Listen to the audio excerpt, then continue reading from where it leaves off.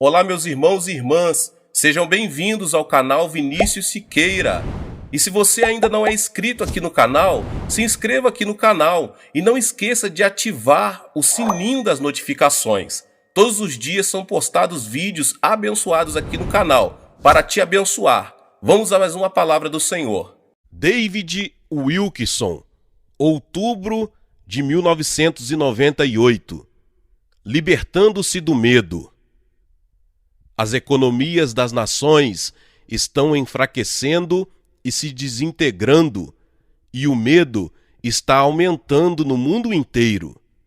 E agora, como este movimento continua, estamos testemunhando as palavras que Jesus pronunciou sobre a terra: angústia entre as nações em perplexidade, homens que desmaiarão de terror e pela expectativa das coisas que sobrevirão ao mundo, pois os poderes dos céus serão abalados. Lucas 21, 25 e 26. Cristo está nos advertindo: sem confiança em mim, multidões de pessoas irão literalmente morrer de medo. Porém, para os seguidores de Jesus, que acreditam nas promessas protetoras de Deus aos seus filhos, há uma libertação gloriosa de todo o medo. De fato, todos aqueles que estão sob o domínio de Cristo jamais temerão se simplesmente agarrarem-se ao seguinte segredo: a verdadeira libertação do medo se dá quando há uma entrega total da vida nas mãos de Deus. Entregar nossas vidas aos cuidados de Deus é um ato de fé. Significa colocar nossas vidas completamente sob o seu poder, sabedoria e misericórdia, para serem guiadas e preservadas exclusivamente de acordo com a sua vontade. E se assim o fizermos, o Deus do universo promete se responsabilizar totalmente por nós, nos alimentando, nos vestindo, nos abrigando e guardando os nossos corações de todo o mal. Jesus deu o exemplo final deste tipo de renúncia santa quando foi para a cruz. Logo antes de entregar seu espírito, Jesus clamou em alta voz: Pai, nas tuas mãos entrego o meu espírito. Lucas 23, 46.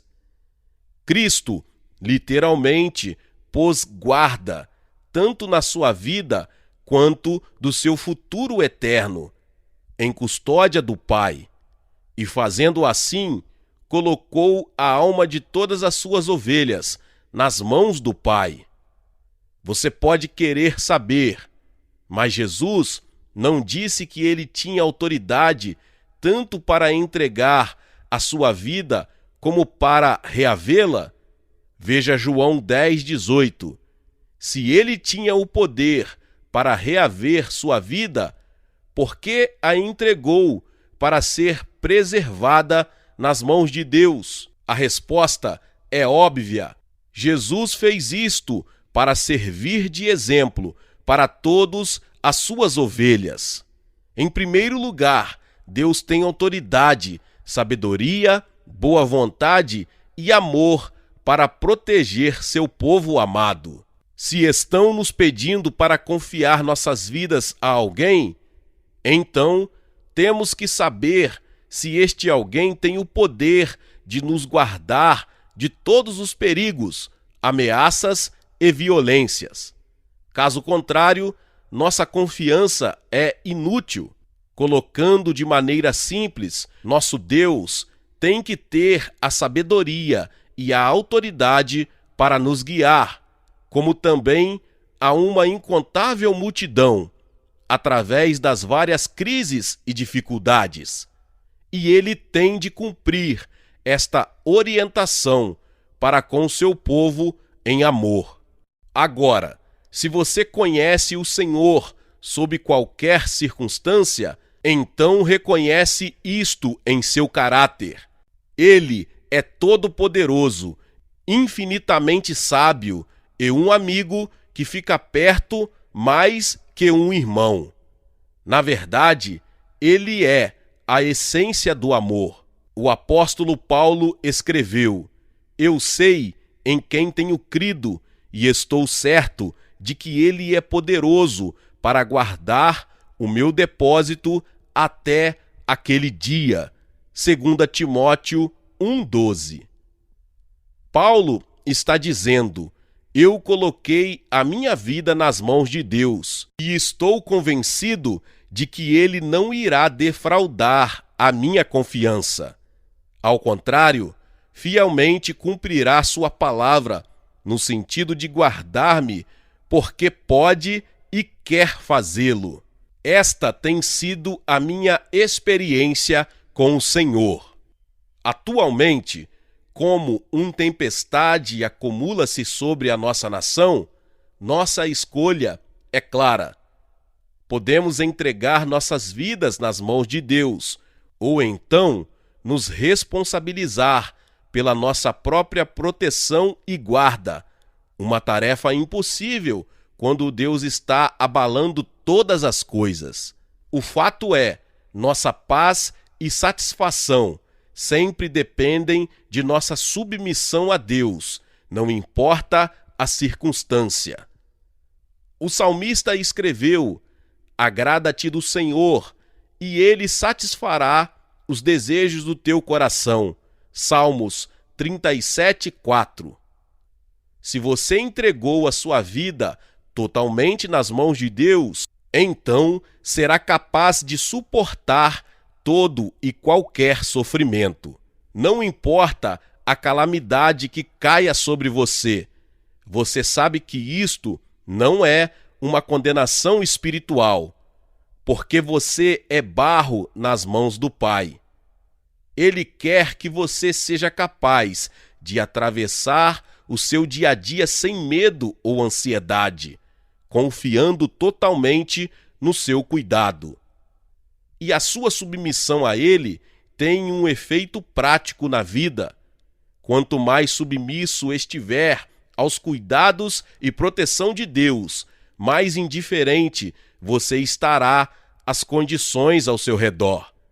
Se você se entregou a Ele, não tentará constantemente ficar imaginando como será o próximo passo.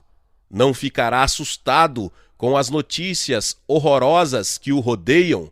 Não ficará oprimido quando pensar nos dias que advirão, porque você entregou a sua vida, a sua família e futuro nas mãos seguras e amorosas de Deus. Eu pergunto o quão ansiosas e preocupadas você pensa que as ovelhas estão quando estão seguindo o seu pastor nos pastos abertos. Elas, na verdade, não estão nem um pouco preocupadas, porque se encontram totalmente submissas à sua liderança. Igualmente, nós somos ovelhas de Cristo, que é o nosso grande pastor. Assim, por que haveríamos de nos preocupar ou de nos inquietar com a nossa vida e futuro? Ele sabe perfeitamente como proteger e preservar o rebanho dele, porque nos conduz com amor. Como está sendo realizada a sua entrega nas mãos de Deus? Vemos na Bíblia que sempre que alguém se introduziu neste caminho de autorresignação, fez isto somente com grande seriedade de pensamento. É fácil, de um modo geral, para os cristãos de hoje dizerem que a vontade de Deus seja feita, mas é totalmente diferente para nós ter que submeter a Deus uma circunstância particular. Na minha própria vida, aprendi a confiar um problema de cada vez a Deus. Como posso dizer que confio em Deus em todas as coisas, se não provei que posso confiar nele em apenas uma coisa? Dizer meramente as palavras "confio completamente no Senhor" não é suficiente. Tenho que provar isto inúmeras vezes na minha vida, nas diversas áreas e nas coisas cotidianas. Também, a entrega da nossa vida nas mãos de Deus não pode ser forçada. Ela deve ser uma renúncia livre e desejada. Há vários exemplos bíblicos de pessoas que falharam nisto. Considere o faraó do Egito. Somente quando não pôde mais oferecer resistência às pragas de Deus, foi que conformou-se em deixar Israel tomar o caminho do deserto. Igualmente, muitas pessoas hoje têm dito: eu renuncio, eu me entrego, eu confio, somente depois que viram que não havia outra solução para o seu problema. Mas a verdadeira renúncia que agrada a Deus é aquela feita livre e prontamente, antes de não sabermos mais o que fazer. Nós temos de agir em concordância com o Senhor, como Abraão fez, entregando sua vida a Deus como um cheque em branco, deixando o Senhor preenchê-lo todo. Deus não aceitará menos do que nosso tudo neste caso. Se entregarmos nossa vida a Ele tibiamente, com algum tipo de reserva, somos tão culpados quanto Ananias e Safira foram. Eles simularam dar o seu tudo a Deus, mas na verdade tiveram uma parte e pagaram com suas próprias vidas. Em resumo, nossa entrega a Deus deve ser incondicional. Não pode haver imposições ou restrições nas coisas do nosso Deus. Temos que deixar todo o controle nas suas mãos. Agora, quando nos entregamos completamente nas mãos de Deus, submetemos todos os nossos próprios pensamentos, comportamentos e vontades e concordamos totalmente com a sua sabedoria e verdade. Tal entrega é, por natureza, um trabalho diário e contínuo. Não pode ser feita uma vez somente. Deus não se deixa iludir por nossas temporárias submissões em tempos de aflição, nem por nossa falsa obediência. Embora o salmista diga que devemos confiar em Deus em todos os momentos, a nossa carne orgulhosa deseja manter o controle sobre a nossa vida. Ela constantemente tenta nos convencer de que podemos nos manter com nossos próprios esforços. E assim, no exato instante que nos entregamos completamente a Deus, nossa carne levanta a sua teimosa vontade e rapidamente descobrimos a determinação do nosso coração em fazer o que Ele quer. Lançar-se à dependência completa de Deus é uma das coisas mais difíceis que nós cristãos temos que fazer. A renúncia total a Deus é uma tarefa impossível que só pode ser feita pela fé. No entanto, uma vez feita esta renúncia santa ao Senhor, nenhuma dificuldade pode prevalecer sobre nós. A fé em nosso pastor nos sustenta, alma e coração, através de todas as dificuldades, desânimos e impossibilidades naturais. Que uma vez feito este compromisso, nós acionamos um alto alarme no inferno. Logo que um cristão submisso entrega o controle ao Senhor, colocando todos os problemas de sua vida nas suas mãos, Satanás se levanta para se opor a ele com ferocidade. Veja o que aconteceu com Paulo. Enquanto trilhava seu caminho farisaico, longe da vontade de Deus, ele não sentiu nenhuma oposição do inimigo, mas quando colocou a vida inteiramente na custódia de Deus, foi implacavelmente esbofeteado e atacado. Igualmente, amado, se você entrega tudo a Deus, terá a feroz oposição de todos os poderes das trevas. Satanás erguerá montanhas de situações amedrontadoras diante de você, tentando dirigi-lo à incredulidade. Ele inundará sua mente e seu coração com dúvidas e medos que nunca tinha aparecido antes. Sua estratégia é simplesmente direcionar o seu olhar para como as coisas vão ficar ruins, afastando-o das promessas de Deus de protegê-lo de qualquer crise. Eu senti muitas vezes esta luta ao longo dos meus anos de ministério. Quando tempos difíceis vieram, dúvidas apareceram no meu coração e sussurraram acusatoriamente: Bem, David, o que fará agora? Como você será preservado nesta crise? Qual é o seu plano de sobrevivência? Satanás fará qualquer coisa para manter nosso enfoque longe de Jesus. Nós também sabemos pelas Escrituras que todos aqueles que se comprometem a seguir Cristo experimentam este tipo de tentação. O medo inevitavelmente virá sobre você quando a tempestade chegar. Os profetas bíblicos nos advertiram que quando víssemos Deus abalando os povos e tempos perigosos sobreviessem, nosso homem natural temeria grandemente. Ezequiel perguntou: Estarão fortes as minhas mãos nos dias em que eu vier tratar contigo? Ezequiel 22:14. Quando Deus avisou Noé sobre a vinda do seu julgamento e lhe disse para construir uma arca, Noé agiu com temor. Hebreus 11:7.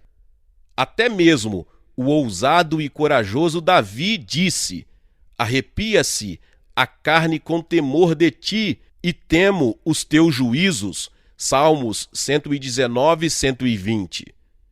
E quando o profeta Abacuque viu desastrosos dias à sua frente, gritou: Ouvi-o, e meu íntimo se comoveu.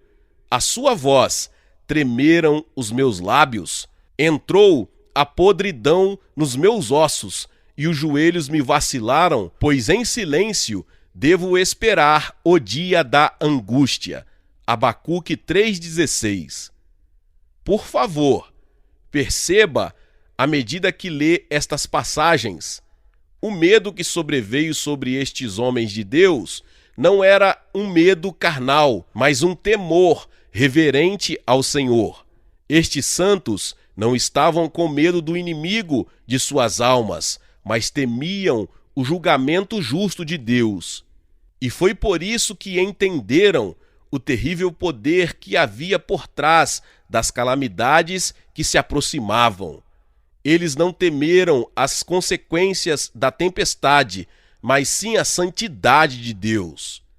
Cada um de nós, do mesmo modo, experimentará um medo esmagador nos próximos tempos de destruição e calamidade. Mas o nosso medo deverá proceder de uma santa reverência ao Senhor, e nunca de uma ansiedade carnal no que diz respeito ao nosso destino. Deus despreza todos os nossos medos pecaminosos, o medo de perder coisas materiais, riquezas ou padrão de vida. No mundo inteiro hoje, as pessoas estão tomadas por este tipo de medo à medida que veem a economia de suas nações se deteriorando. Elas têm medo de que um desastre econômico acabe com todas as coisas que elas labutaram ao longo das suas vidas, e estão dizendo: todo o meu suor, todos os meus esforços para construir um patrimônio e garantir o futuro, estão a ponto de ruir. Vou viver na miséria. Este é o grito dos incrédulos, que não têm nenhuma esperança. Não deve ser o grito daquele que crê em Deus. Em verdade, se você realmente é um filho de Deus, o Pai Celestial não suportará tal incredulidade em você. Isaías advertiu: quem, pois, és tu, para que temas o homem, que é mortal, ou o filho do homem, que não passa de erva? Quem és tu, que te esqueces do Senhor, que te criou, e temes continuamente todo o dia de furor do tirano? Isaías 51, 12 e 13. Ao Senhor dos Exércitos, a Ele santificai, seja Ele o vosso temor, seja Ele o vosso espanto, medo. Isaías 8, 13. Deixe Deus ser seu medo e temor. Este tipo de medo nos leva à vida e não à morte. Agora mesmo, a América está cheia de pessoas que pensam que nenhuma calamidade desoladora cairá sobre elas. Ao longo da história, as pessoas acreditaram que poderiam controlar muito bem qualquer calamidade sem fé em Deus. O profeta Isaías escreve que tais escarnecedores se vangloriariam dizendo: quando passar o dilúvio do açoite, não chegará a nós. Isaías 28, 15. Isaías diz que estas pessoas são cegas espiritualmente. Senhor, a tua mão está levantada, mas nem por isso a veem. Isaías 26, 11. Em outras palavras, elas não atribuirão qualquer calamidade como obra de Deus. Ao contrário, agirão como se não existisse em absoluto um Deus no céu para as fazer prestar contas de sua incredulidade. Atualmente na América, muitos escarnecedores pensam que suas riquezas irão salvá-los de qualquer calamidade. Mas a palavra de Deus diz, em termos precisos, que quando a agitação divina começar, o rico incrédulo irá repentinamente ver a inutilidade do seu patrimônio. Naquele dia, os homens lançarão às toupeiras e aos morcegos os seus ídolos de prata e os seus ídolos de ouro, que fizeram antes para se prostrarem, e meter-se-ão pelas fendas das rochas e das cavernas das penhas, ante o temor do Senhor e a glória da sua majestade, quando ele se levantar para espantar a terra. Isaías 2, 20 e 21. Outros escarnecedores podem dizer: por que toda preocupação e inquietação? As coisas continuam como são desde o começo da humanidade. Calamidades vieram e se foram, e nós sempre temos sobrevivido. Economias podem entrar em colapso, impérios podem cair, mas a vida humana vai continuar. Não podemos dar ouvidos a estes profetas da destruição. Eles vêm dizendo as mesmas coisas durante séculos. O mundo não acabou e eles disseram diversas vezes que iria acabar. Os tempos ruins sempre deram lugar aos bons. Simplesmente devemos aproveitar a vida enquanto podemos. É verdade que os profetas de Deus soaram advertências em todas as gerações, mas a história prova que Deus sempre enviou seus julgamentos no tempo certo. John Owen, um grande pregador puritano, disse a seguinte mensagem à sua congregação em 9 de abril de 1680. Vocês sabem que durante anos, sem falhar, venho continuamente advertindo sobre a aproximação de um dia calamitoso e ponderando sobre os pecados que são as causas dele. Disse que o julgamento começará na casa de Deus, que Deus parece ter endurecido nossos corações do temor a ele, e que nenhum de nós sabe qual será o poder da sua ira. Sob todos os pontos de vista, predisse tempos perigosos, aflitivos e calamitosos. Tudo isso agora jaz à porta e está entrando em nós. Escarnecedores hoje podem ler as palavras de Owen e dizer: isto prova o meu ponto de vista. Eis aqui um pregador do dia do juízo final, de 300 anos atrás, tentando colocar susto na sua sociedade. Mas o mundo continuou, apesar de tudo o que ele disse. As coisas continuam como sempre. O que tais escarnecedores não perceberam é que Deus enviou os julgamentos terríveis naquela sociedade. John Owen presenciou aos prantos um violento holocausto que subjugou Londres e destruiu esta grande cidade. De fato, ele viu o cumprimento de cada uma de suas poderosas profecias: guerras, destruições, economias quebradas, depressão em âmbito nacional, doenças que dizimaram multidões de pessoas desatentas e despreocupadas. Ainda antes dele ver uma única destas calamidades acontecer, o Owen finalmente gritou no púlpito: eu vou lhes mostrar como devemos nos comportar diante desta aflitiva calamidade que está vindo sobre nós e que pode alcançar, quem sabe, até mesmo o pescoço. Amados, nós estamos vivendo nos mesmos tempos de Owen, e em tempos assim, só uma resposta para o holocausto financeiro que está vindo: o justo viverá pela fé. O Owen preveniu o seu povo com lágrimas. Consiga uma arca, prepare uma segurança de você e de sua família. Então acrescentou: esta arca é Jesus Cristo, não há outro caminho, nenhuma outra arca, pois Isaías o profeta disse do nosso Senhor: e será aquele varão, Cristo, como um esconderijo contra o vento e um refúgio contra a tempestade, como ribeiros de águas em lugares secos, e como a sombra de uma grande rocha e uma terra sedenta. Esta é a nossa arca abençoada àqueles que confiam somente nele. Eu não conheço nenhum seguro, nenhum livramento para as provações e aflições que se aproximam sobre a terra, mas acredito em Cristo como nosso refúgio.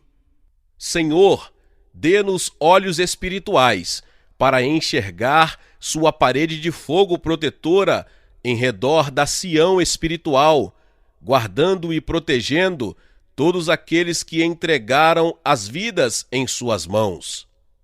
Nós podemos ver perigos em todos os lados, incluindo o diabo e os seus principados que querem sufocar nossa vida com dúvidas, mas temos estado cercados pela proteção ardente de anjos e de um Deus que virá, sob julgamento, nos arrebatar de qualquer infortúnio com o qual possamos nos deparar. Assim, deixe-me lhe perguntar: você quer enfrentar a próxima tempestade com uma calma confiança e em paz espiritual? Então morra hoje para todos os seus próprios caminhos e para os seus próprios meios de sobrevivência e entregue a guarda total da sua vida aos cuidados de Deus. Ele é o seu bom e amoroso pastor e fielmente cuidará de você em tudo. Glória a Deus, que palavra maravilhosa! Eu convido a você a compartilhar esta palavra com 10 pessoas em nome de Jesus. E se você chegou até aqui e ainda não é inscrito aqui no canal, se inscreva aqui no canal e ative o sininho das notificações. Todos os dias são postados vídeos abençoados aqui no canal para te abençoar. Deixe também o seu like e não se esqueça de compartilhar esta palavra com mais pessoas. Deus te abençoe e nos vemos nos próximos vídeos. Amém.